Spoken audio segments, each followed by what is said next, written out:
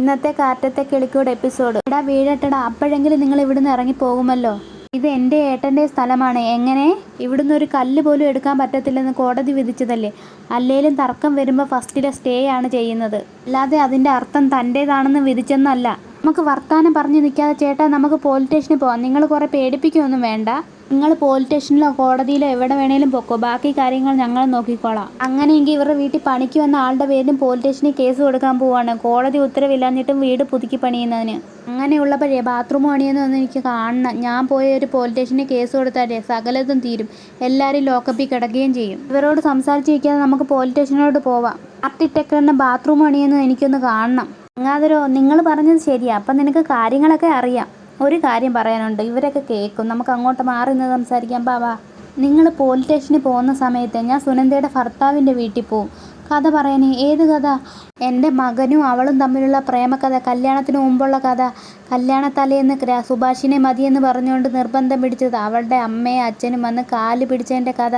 എൻ്റെ മോൻ അത് കേട്ട് പിന്മാറി. കല്യാണത്തലേന്ന് എൻ്റെ മോൻ ഉപേക്ഷിച്ചതാണ് നിങ്ങൾ കെട്ടിയിരിക്കുന്നത് ചെന്ന് പറയട്ടെ. വേണ്ട വേണ്ട. എടാ മഹാഭാവി, ഒരു പെൺകുട്ടിയുടെ ജീവിതം നോക്കണ്ട. എടാ, എവിടെയുണ്ട് അതേപോലെ ഒരു പെൺകുട്ടി. അതുകൊണ്ടാണ് ഞങ്ങൾ ഇങ്ങനെയൊക്കെ ചെയ്യുന്നത്. നിങ്ങളുടെ മകള് പോയപ്പോൾ അവിടുത്തെ അഡ്രസ്സും സ്ഥലവും എല്ലാം കൃത്യമായി പറഞ്ഞിട്ടാണ് പോയത്. നിങ്ങൾ ഇനി പോലീസ് സ്റ്റേഷനിൽ പോവല്ലേ? ഞാൻ പറഞ്ഞതുപോലെ ചെയ്യുമെന്ന് നിങ്ങൾക്ക് അറിയാമല്ലോ. എന്ത് വേണമെന്ന് നിങ്ങൾക്ക് തീരുമാനിക്കാം. ആഡംബരമായിട്ട് കല്യാണം നടത്തിയിട്ട് 1 മാസം ആവുന്നതിന് മുമ്പ് കുട്ടി വീട്ടിൽ വന്ന് നിൽക്കുന്നതെന്ന് നാട്ടുകാർ പറയും. ആ മഹാഭാവി, എന്ത് മഹാഭാവമാണ് നീ കാണിക്കുന്നത്? അപ്പം നിങ്ങൾ ഇവിടെ വന്ന് കാണിക്കുന്ന മഹാഭാവം അല്ലേ പൂതനെ? എന്ത് നാശമെങ്കിലും ചെയ്ത് തൊലയ്ക്കട്ടെ, നമുക്ക് പോവാം. അതൊന്നും അവിടെ നിൽക്കാം. ആ പിള്ളേരെല്ലാം പേടിച്ച് നിൽക്കുക. ആ പണി എടുത്തു എന്ന് പറഞ്ഞു. നിങ്ങളൊന്ന് കൈപൊക്കി കാണിക്കാമോ? വല്യച്ഛൻ കൈപൊക്കി കാണിക്കുന്നു. ഹരീഷ് ചോദിക്കുന്നു, സുധീഷേട്ടാ എന്താ ഇവിടെ നടക്കുന്നത്? എനിക്കൊന്നും അറിയാൻ പറ്റുന്നില്ല. വയ്യ, നമുക്ക് പണി ചെയ്താലോ? ആ ചെയ്യ് പോയി. എന്നെ കാണിക്കുന്നത് നിധിയുടെ ഓഫീസാണ്. എന്താ കുറേ നേരമായിട്ട് ഇവിടെ ഇരിക്കുന്നല്ലോ?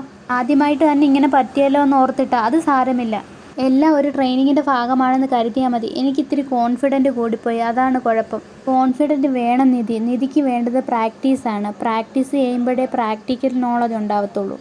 എല്ലാം ശരിയാവും നിധി. എനിക്ക് മെയിൻ സാറ് പറയുന്ന കാര്യം എനിക്ക് ഓർമ്മ വരുന്നത്, ഒരിക്കലും തോക്കാത്തവരിൽ നിന്ന് അത്ഭുതങ്ങൾ പ്രതീക്ഷിക്കരുതെന്ന്. അഡ്വഞ്ചറായി ചിന്തിക്കുന്നവർക്ക് തെറ്റുപറ്റി തിരുത്തി മുന്നേറാമെന്ന് കരുതുമ്പോൾ നേട്ടങ്ങളും ഉണ്ടാകും. എന്നെ കാണിക്കുന്ന സുഭാഷേട്ടനെയാണ്. സുഭാഷേട്ടാ, എപ്പം പണി തീരും? പണി തീരുമ്പോൾ തീരട്ടടാ. നികേഷ് പറയുന്നു, സുധീഷേട്ടാ, അവരൊരു പണി ചെയ്യുമ്പോൾ അവരെ വെറുതെ വിടണം. അല്ലാതെ അവരുടെ പിന്നാലെ നടന്ന് ബുദ്ധിമുട്ടിക്കുകയല്ല ചെയ്യേണ്ടത്. അവന് കാര്യങ്ങൾ അറിയാം. ഊവേ. അപ്പോഴത്തേനും നിധി ജോലി കഴിഞ്ഞ് വരുന്നു. എന്താ സുഭാഷേട്ടാ ആകെ ഒരു മാറ്റം? ഏട്ടത്തി, രാവിലെ തുടങ്ങിയ പണിയാണ്. വീടിൻ്റെ ഓട് മാറലും ബാത്റൂമിൻ്റെ പണി. ബാത്റൂമിൻ്റെ പണിയോ? ബാത്റൂമിൻ്റെ പണി ഉണ്ടെന്ന് പറഞ്ഞതുപോലും ഇല്ലല്ലോ. അപ്പോഴത്തേനും അച്ഛൻ പറയുന്നു, നിനക്കൊരു സർപ്രൈസ് ആയിക്കോട്ടെ എന്ന് കരുതിയാണ്. ചിലരാണെങ്കിൽ കക്കൂസ് പണിയുമ്പോൾ ഒരു ദിവസത്തിന് ഏറെക്കുറെ അതിനകത്താണ് ചിലവഴിക്കുന്നത്. 5-10 മിനിറ്റ് ഇരിക്കണം, അതിൽ കൂടുതൽ ഇരിക്കരുത്. അതുകൊണ്ട് ബാത്റൂം പണിയുമ്പോഴത്തേന് അതിനുള്ള കാശേ ചിലവാക്കാമോ. അപ്പോഴത്തേനും നിധി അച്ഛൻ്റെ കൈ കാണുന്നു. അയ്യോ അച്ഛൻ, ഇത്രയും കൈ പൊള്ളിയായിരുന്നു. ഒന്ന് ആശുപത്രി പൊക്കൂടായിരുന്നു? അതൊന്നും സാരമില്ല, കുഴപ്പമില്ല മോളെ. അയ്യോ, പടക്കമായതുകൊണ്ട് നല്ല പൊള്ളൽ കാണും, അത് കുഴപ്പമില്ല. സുഭാഷേട്ടൻ ചോദിക്കുന്നു, മോളെ നീ ചായ കുടിച്ചാനോ? ഇല്ല, അന്ന് ഞാൻ ചായ ഇടാം. വേണ്ട സുഭാഷേട്ടൻ, ഞാനിടാം. അത് ശരി, എന്നും ഓരോ ഇട്ട് കഴിഞ്ഞാൽ ശരിയാവത്തില്ല. ഒരു മാറ്റമൊക്കെ വേണ്ടായോ? എന്നാൽ മോള് ചെല്ലകത്തോട്ട്. കാണിക്കുന്ന നിധി മൊറ്റ അടിക്കുമ്പോൾ നികേശി ഒന്ന് ചോദിക്കുന്നു, ഏട്ടത്തി എന്തെങ്കിലും ഹെൽപ്പ് എന്തെങ്കിലും വേണോ? വേണ്ടടാ. എടാ, അച്ഛൻ്റെ കൈ നല്ലോണക്ക് പൊള്ളിയിട്ടുണ്ട്. നീ നോക്കിയോ? ഞാനെന്തിനു നോക്കണം? നീ പടക്കം എടുത്ത് എറിഞ്ഞത് കൊണ്ടല്ലേ അച്ഛൻ്റെ കൈ പൊള്ളിയത്. പടക്കം പൊട്ടിക്കുവാന്ന് അറിയാമായിരുന്നല്ലോ. അവിടുന്ന് മാറി നിന്നൂടാനോ? നീ ശ്രദ്ധയില്ലാതെ ചെയ്തുകൊണ്ടല്ലേ അച്ഛൻ്റെ കൈ പൊള്ളിയത്. അത് ഞാൻ മനഃപൂർവ്വം ചെയ്തതാണെന്നാണ് പറയുന്നത്. ഞാൻ അങ്ങനെ പറഞ്ഞിട്ടില്ലടാ. നിനക്ക് അബദ്ധം പറ്റിയതാണെങ്കിൽ നിനക്കൊന്ന് ചെന്ന് സോറി പറഞ്ഞുവിടാനോ? ഞാൻ ചെന്ന് പറയാനോ? ഞാൻ പറയൂല. നീ അങ്ങനെ ചെയ്തതുകൊണ്ട് ആ കൈ പൊള്ളിയിരിക്കുന്നത്. നല്ലവണ്ണം പൊള്ളിയിട്ടുണ്ട് അച്ഛൻ്റെ. നമ്മൾ ഇഷ്ടപ്പെടുന്നവരാണെങ്കിലും അല്ലെങ്കിലും ഒരു അപകടം പറ്റി മുന്നിൽ വരുമ്പോൾ നമ്മളത് ചോദിക്കണം. നടന്നതിനെക്കുറിച്ച് ഓർത്താണെങ്കിൽ ഞാൻ സോറി പറയത്തില്ല. എൻ്റെ ആരുമല്ല, എനിക്ക് അയാൾ വഴി കൂടെ പോകുന്ന ഒരാൾ മാത്രമാണ്. ഈ വഴി കൂടെ പോകുന്ന ആളാണെങ്കിൽ നിൻ്റെ കയ്യിൽ നിന്ന് പടക്കം പൊട്ടിയാൽ നീ സോറി പറയത്തില്ലേ? വഴി കൂടെ പോകുന്ന ആളാണെങ്കിൽ ഞാൻ പറയും, പക്ഷേ ഞാൻ അയാളോട് പറയത്തില്ല. ആ മനുഷ്യനോട് ഞാൻ ഒട്ടും പറയത്തില്ല. അതിനുവേണ്ടി ഏട്ടത്തി അഡ്വക്കേറ്റ് ആവാൻ നിൽക്കേണ്ട, ഞാൻ അനുസരിക്കത്തുമില്ല എന്ന് പറഞ്ഞുകൊണ്ട് നികേഷ് അകത്തോട്ട് കയറിപ്പോകുന്നു. അപ്പോഴത്തേനും സുഭാഷേട്ടൻ വന്ന് ചോദിക്കുന്നു, എന്താ മോളെ മോളോട് ദേഷ്യപ്പെട്ടു പോകുന്നത്? അത് അച്ഛൻ്റെ കാര്യം പറഞ്ഞതുകൊണ്ട്. അതിന് മോളോടാണോ ദേഷ്യപ്പെടുന്നത്? അത് സാരമില്ല സുഭാഷേട്ടാ. പിന്നെ കാണിക്കുന്നത് രാത്രി എല്ലാവരും ഫുഡ് കഴിക്കാനിരിക്കുന്നത്. എന്താ സുഭാഷേട്ടാ, ബിരിയാണിയൊന്നും അല്ലടാ, ഇന്ന് കാപ്പിയാണ്.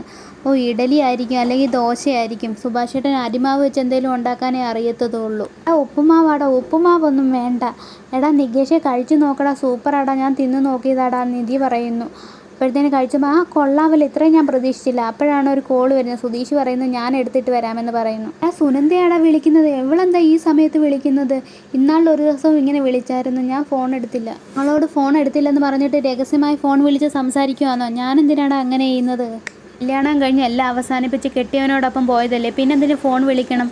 സുഭാഷേട്ടൻ എടുത്തൊന്ന് പറഞ്ഞൂടെ എന്തിനാ എന്നെ ഫോൺ വിളിക്കുന്നതെന്ന്?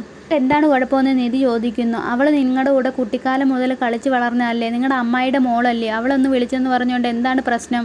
ഇവരുടെ കാര്യം അങ്ങ് പോട്ടേന്ന് വെക്കാം. നീ കോളേജിൽ പഠിക്കുന്ന കുട്ടിയല്ലേ, അമ്മാവന്മാർ ചിന്തിക്കുന്ന പോലെ നീയും എന്തിനാ ചിന്തിക്കാൻ പോകുന്നത്?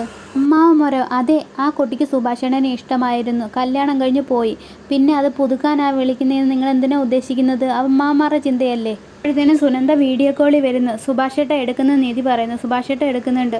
ഹലോ സുഭാഷേട്ട, എന്തൊക്കെയുണ്ട് വിശേഷം? സുഖമല്ലേ? ആ സുഖമാണ്. എല്ലാവരുടെ കയ്യിൽ ഫോൺ കൊടുക്കുന്നു. നിധി എങ്ങനെയുണ്ട്? സുഖമല്ലേ? സുഖമാണ്. എല്ലാവരെയും അന്വേഷിക്കുന്നുണ്ട്. സുധീഷ് അങ്ങോട്ട് വരുവാണെങ്കിൽ അതുവഴി ഓട്ടം വരുവാണെങ്കിൽ അങ്ങോട്ട് വരണേ സുധീഷ്. ഇനി ഒരു ദിവസം ഞാൻ വിളിച്ചിരുന്നു, അപ്പോൾ അശ്വനും കൂടെ ഉണ്ടായിരുന്നു. സുഭാഷേട്ടൻ പക്ഷേ ഫോൺ എടുത്തില്ല.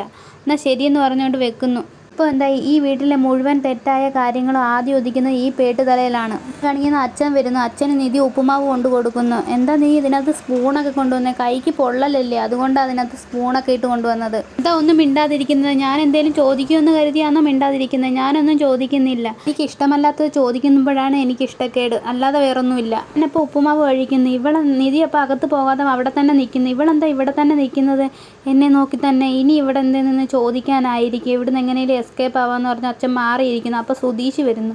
സുധീഷും ഇവനോട് ആലോചിച്ചിട്ടാണോ ഇനി എന്നെ എടുത്ത് ചോദിക്കുന്നത്? ഇനി ഇവിടെ നിന്നാൽ ശരിയാവത്തില്ല. എന്താ അച്ഛൻ അങ്ങ് പോയത്? എനിക്കറിയത്തില്ല. എങ്ങനെയുണ്ട് എന്നോട് ഓഫീസൊക്കെ? ഓഫീസൊക്കെ സൂപ്പറാണ്, അങ്ങനെ പോകുന്നു. പിന്നെ ഒത്തിരി നേരം എനിക്ക് ഇത്തിരി വഴക്കിട്ട് ഓഫീസിൽ നടന്ന കാര്യങ്ങളൊക്കെ നിധി സുധീഷിനോട് പറയുന്നു. തന്നെ എന്തിനാ അയാൾ ചീത്ത വിളിക്കുന്നത്? ചീത്ത വിളിച്ചേ അല്ല, കോളേജിലൊക്കെ കോളേജ് പിള്ളേരെ റാഗ് ചെയ്യുന്ന പോലെ ഇവിടെയൊക്കെ കാണിക്കുന്നത് അതൊന്നും അല്ല. പിന്നെ നല്ലയാൾ നല്ലോണമാണ് സംസാരിച്ചത്. ഭയങ്കര ഓവറാക്കല്ലേ സുധീഷേ, എനിക്ക് കുഴപ്പമൊന്നുമില്ല എന്ന് പറഞ്ഞുകൊണ്ട് നിധി അകത്തോട്ട് പോകുന്നു. സുധീഷ് അപ്പോൾ മനസ്സിൽ ഓർക്കുന്നു, ഇവനെന്തിനാ എൻ്റെ പെണ്ണിനെ ചീത്ത വിളിക്കാൻ നിൽക്കുന്നത്? അവൻ എന്തെങ്കിലും ഒരു പണി കൊടുത്തേ പറ്റൂ. ഇത്രയും കാണിച്ചുകൊണ്ടാണ് എപ്പിസോഡ് അവസാനിക്കുന്നത്. ഈ വീഡിയോ കാണുന്നവർ സബ്സ്ക്രൈബ് ചെയ്യണേ.